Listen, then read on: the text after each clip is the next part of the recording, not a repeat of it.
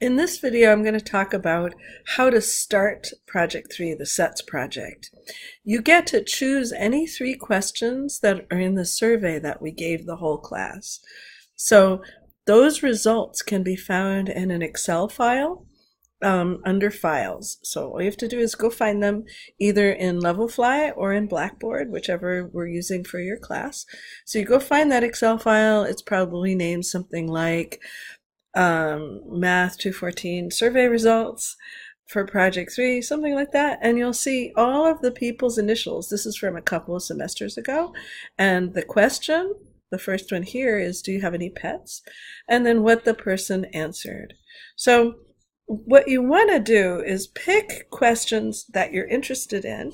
You get to pick your own 3 questions, any that you want, and try to then pick people whose answers have some variety in the questions. So I'm going to pick, do you have any pets, for my question 1. And then I'm going to put that first question 1 right here of do you have any pets? And that way I have recorded what question 1 is.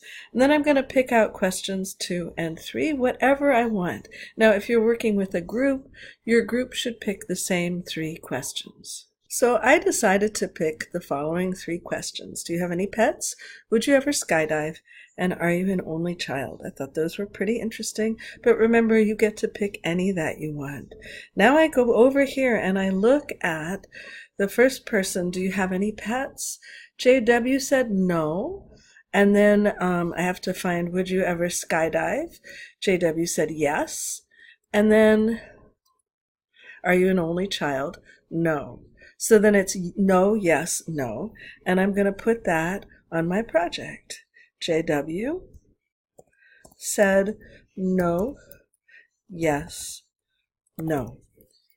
And I'm going to go continue on to filling up my project with people who said yes and no to these questions until I get a good variety of yeses and nos.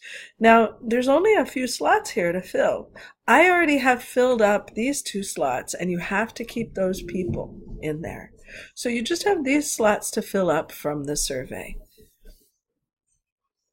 Okay, so I filled up the rest of my table with the people from the survey, and I tried to get a really good variety. Some people who said yes to the first question and no to the second question, and some people, of all different mixes. And the aim is that when I fill out my circles on the next page, that I'll have somebody in every region. So let's talk about how you fill out those regions. So first thing I'm going to do is where it says question 1, I'm going to put pets right here. I'm going to write down, because this was the question, do you have any pets? So I just want to have it labeled so that I know that that's what my question was for that one. And then B was skydiving, and then the C was only child. So skydive,